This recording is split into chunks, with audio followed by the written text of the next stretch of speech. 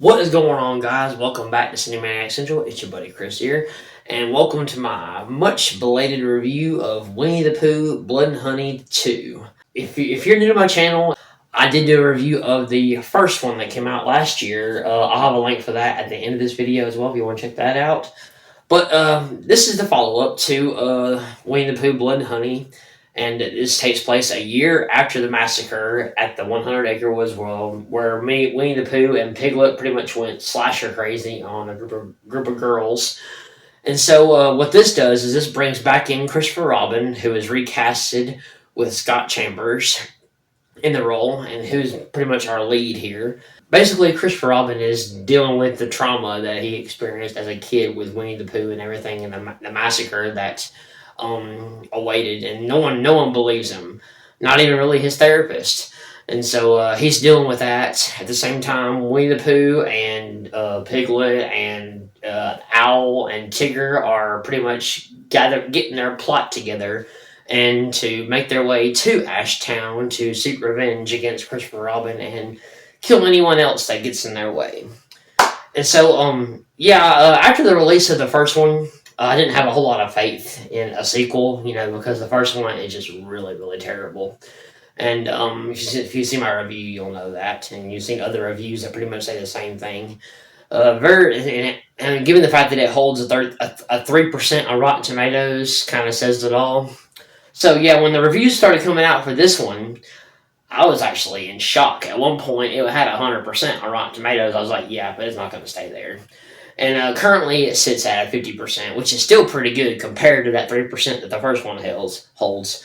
So, I had my doubts, but when the first images came out for this one and the trailer and everything, I was like, okay, I'm sold. This looks a hell of a lot better than the first one when it comes to like the makeup and everything. They really try and transform Winnie the Pooh into a more fearsome looking creature, and I thought it was really good.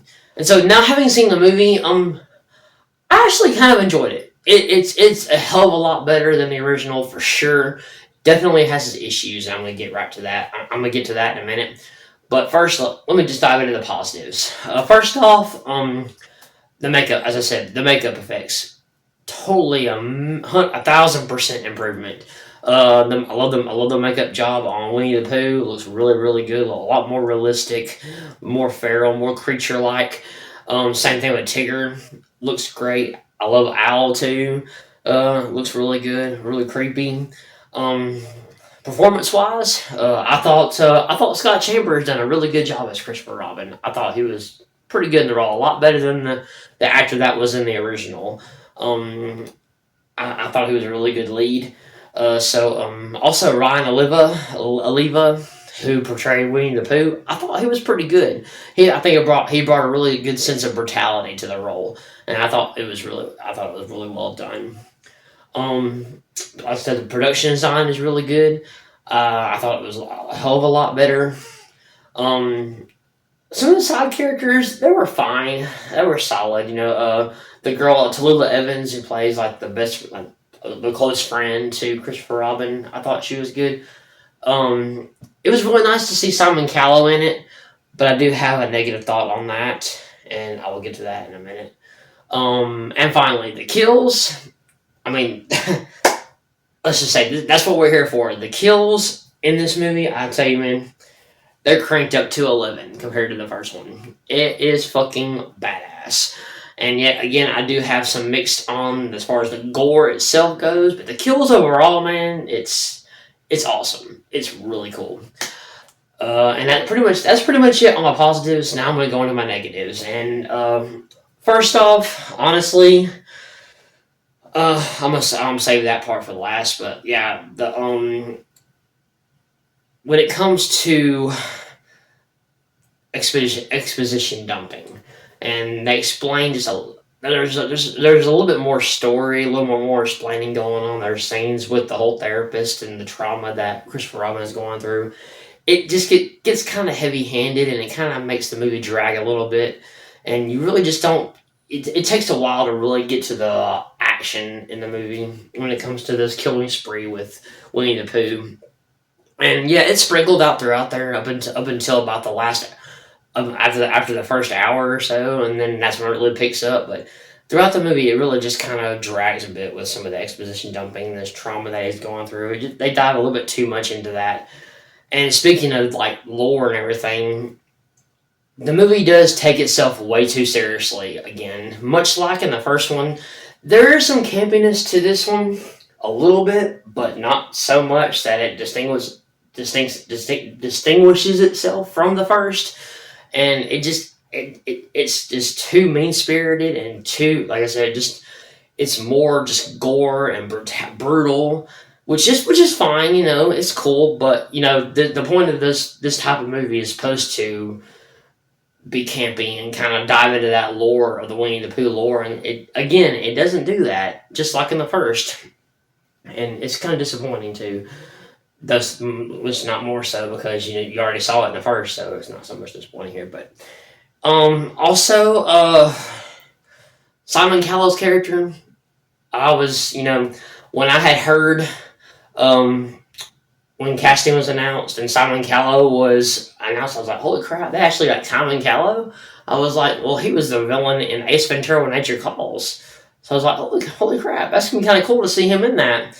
And so, unfortunately, he just doesn't have a whole lot to do here.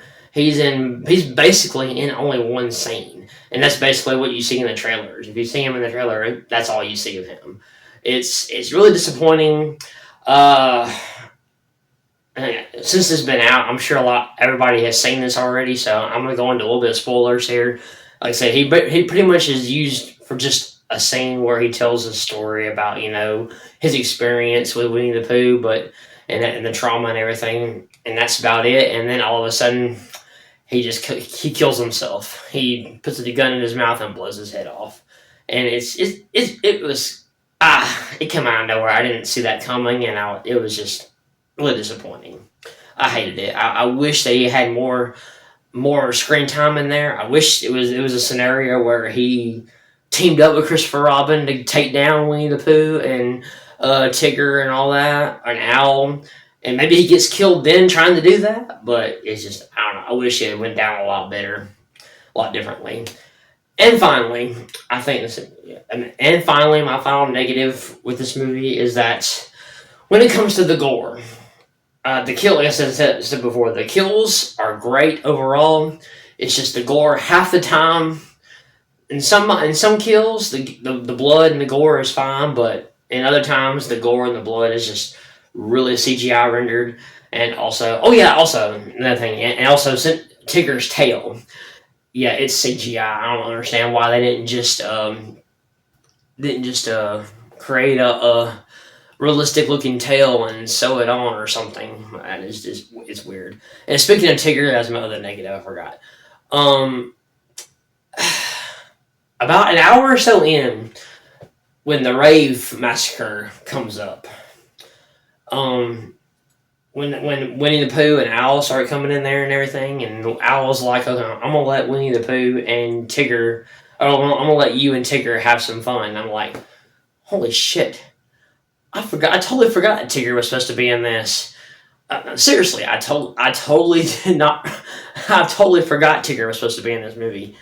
And then it's like an hour and 10 minutes into the movie, and he finally shows up. I'm like, wait, it took y'all over an hour just to bring. They waited over an hour to bring Tigger in here, and he's really only there for like 15 minutes, and that's pretty much to massacre this entire rave, which, by the way, is really cool. So that they make the best of the 15 minutes that he's in there, and of course, and also they all have their distinct personalities. That's another positive I forgot to mention there. Winnie the Pooh has this Michael Myers kind of thing.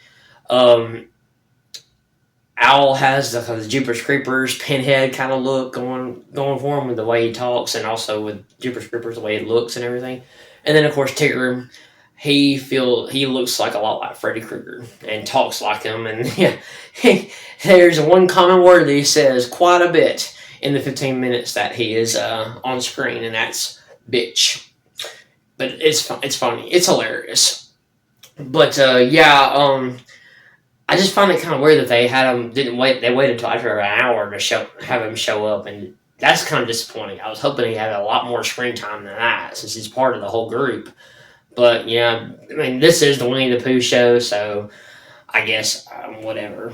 But hopefully he'll show up in the next one, and we'll see. But yeah, overall, guys, I really enjoyed it. It's definitely 100% better than the first. Definitely has issues though. Hopefully they can improve on it in this third installment that they're supposed to have, and as well, I'm actually kind of excited for this Poohniverse, and so we'll see where that goes. I mean, I'm not so sure about the Pinocchio and the Peter Pan one and the Bambi that's coming up as well, and so we'll see. But yeah, I'm gonna give Winnie the Pooh Blood and Honey 2. I'm gonna give it a 6.5 out of 10. Yeah, and I think that's pretty. I was hoping I'll give it a little bit more. I was hoping it'd be a bigger surprise than that, but that I can't. I'm not too confident in giving it a 7, so I'm gonna give it a 6.5 because it is a major improvement over the original and does a lot more things better, but still has those issues that it needs to work through. That's just my thoughts on Winnie the Pooh Blood and Honey 2. If you like this video, hit that like button. Please subscribe if you haven't already. Remember, I'll have a link for my review of the original at the end of this video. So please, it should be up there right now. Should be up there any second now. But yeah, I love you guys. You guys are the best. And as always, I will see you next time.